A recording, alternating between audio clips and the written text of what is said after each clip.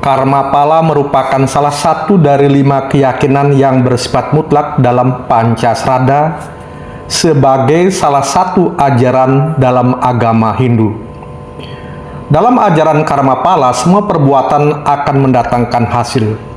Karma pala merupakan sebuah hukum kausalitas bahwa setiap perbuatan akan mendatangkan hasil.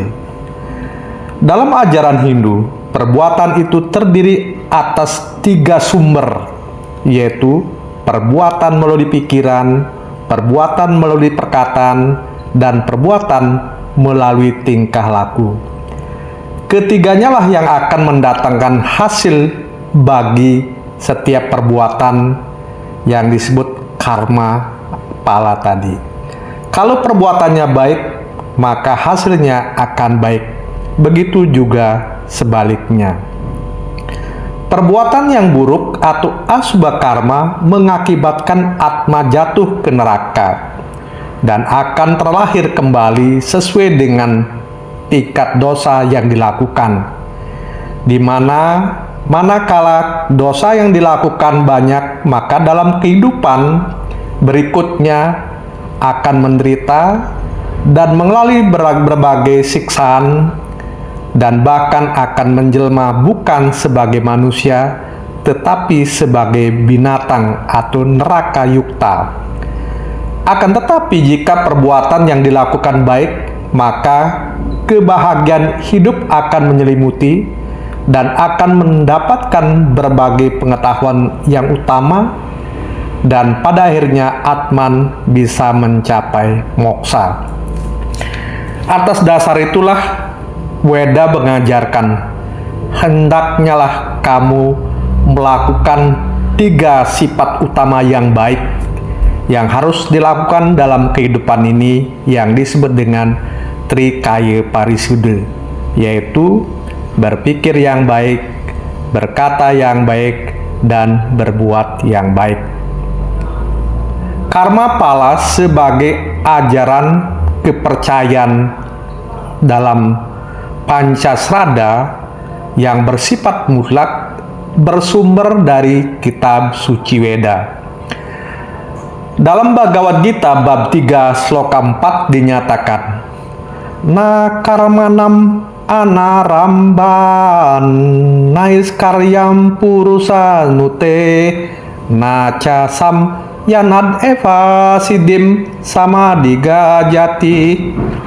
Orang tidak akan mencapai kebebasan karena diam tiada bekerja. Juga tak akan mencapai kesempurnaan karena menghindari kegiatan kerja. Karena itulah, sesuai sloka Weda ini mengajarkan pada kita semua untuk mengisi hari-hari kehidupan kita dengan selalu bekerja.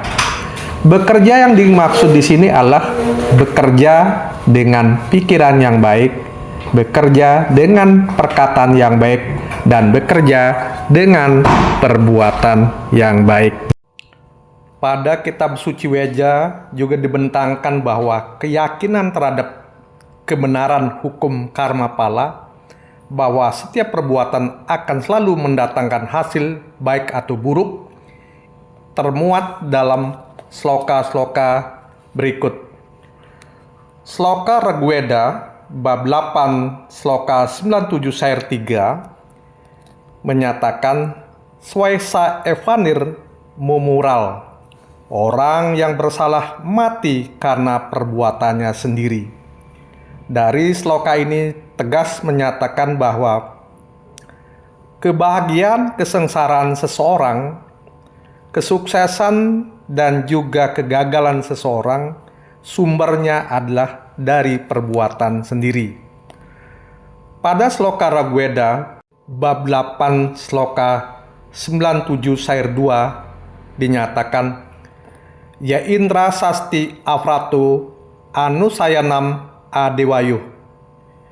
Orang yang malas adalah orang yang tidak beriman, tidak giat, dan pemalas akan mati dari perbuatannya sendiri.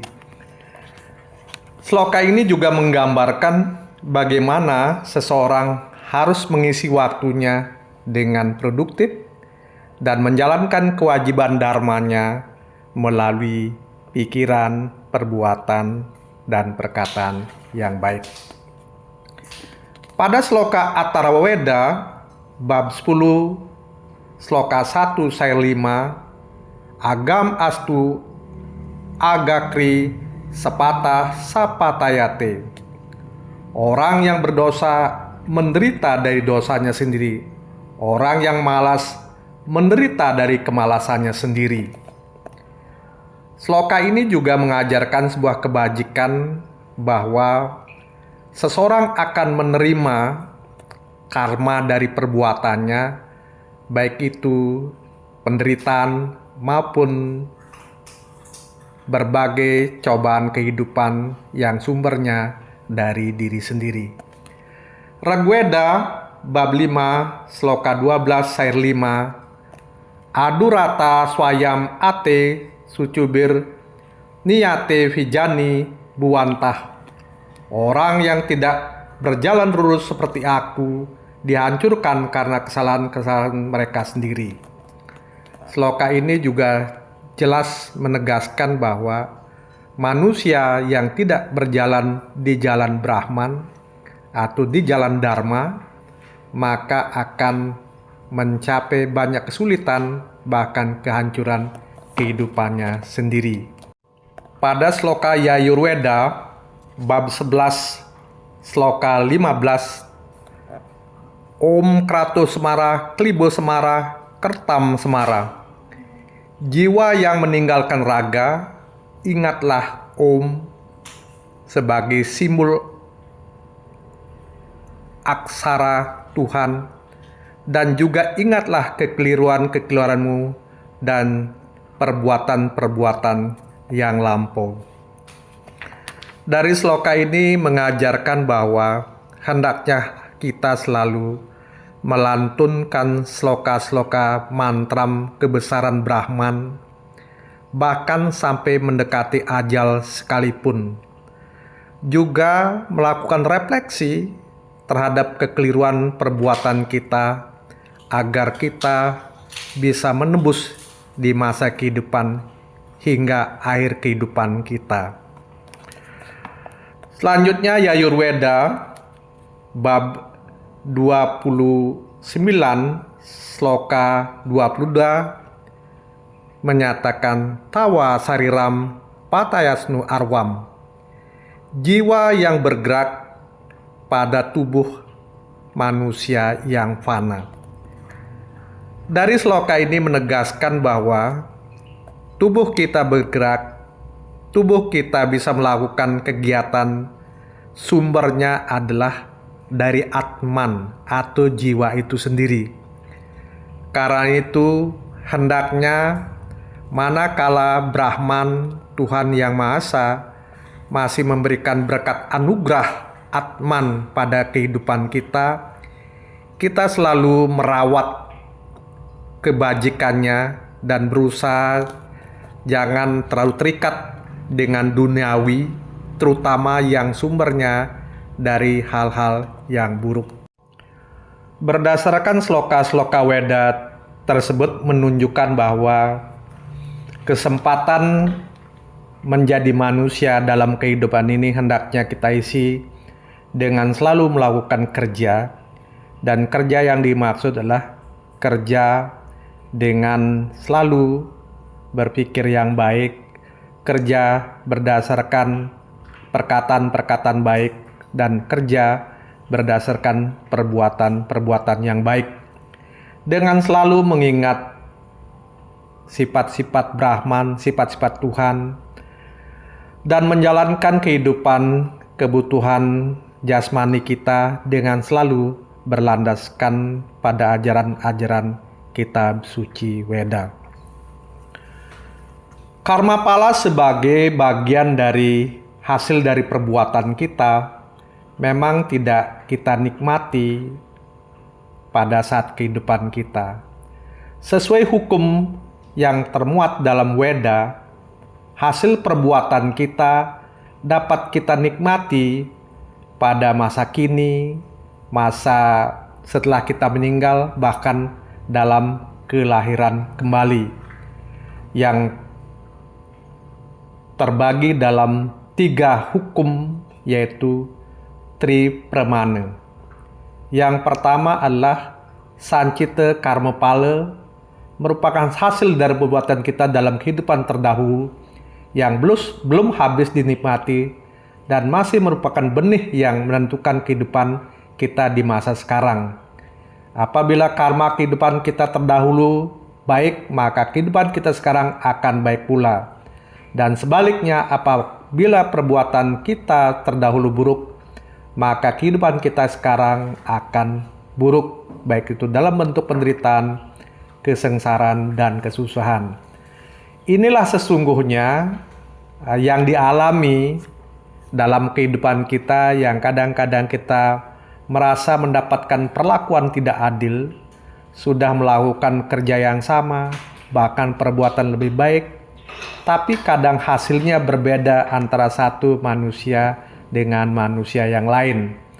Ini karena adanya kewajiban membayar hutang berdasarkan hukum karma pala, yaitu Sancita Karma Pala.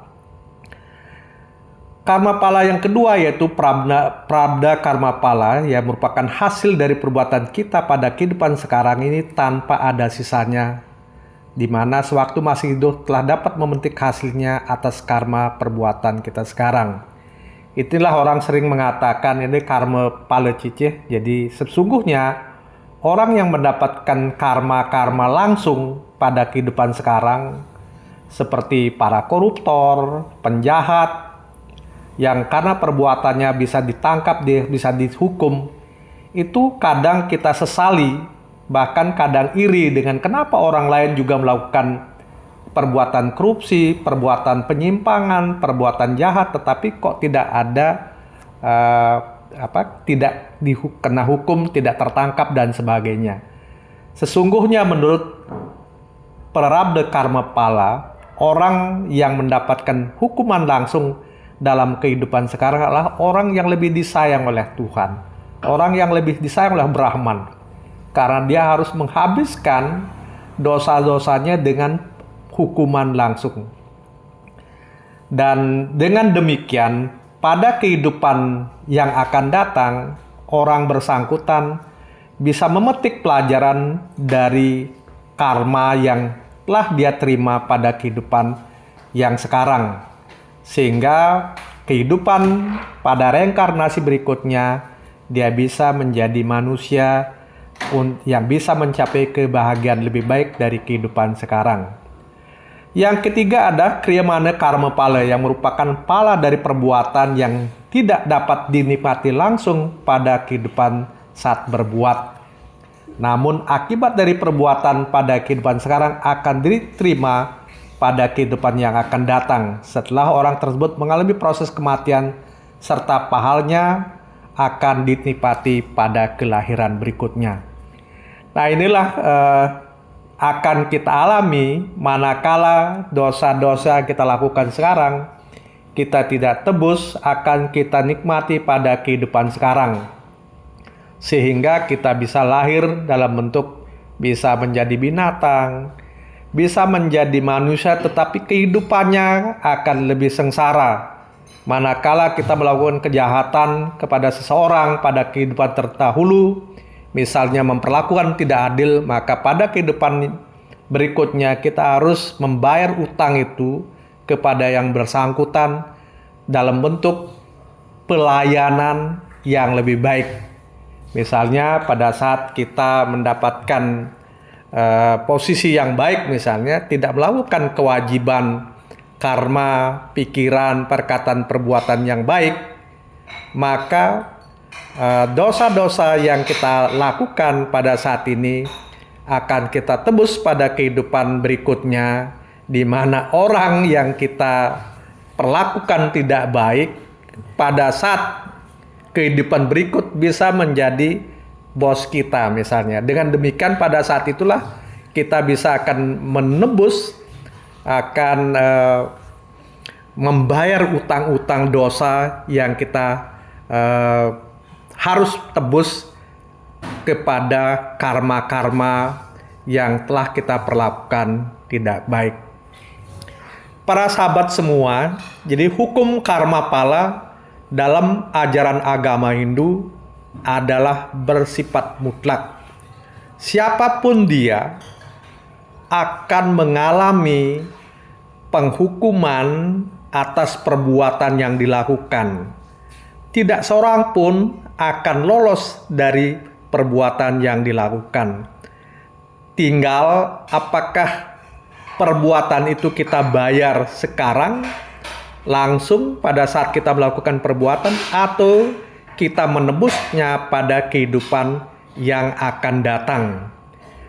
Karena itu, apa yang kita alami pada kehidupan sekarang adalah bagian dari rangkaian kehidupan terdahulu yang menyebabkan adanya perbedaan yang sangat menjolok, di mana pada kehidupan sekarang bisa saja seseorang melakukan perbuatan-perbuatan yang baik, tetapi belum mencapai hasil kehidupan yang sama seperti orang lain.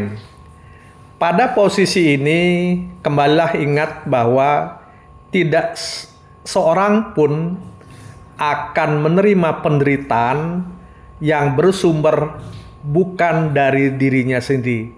Semua yang kita terima sekarang adalah bersumber akibat dari perbuatan kita masa lalu, kini, dan juga yang akan datang.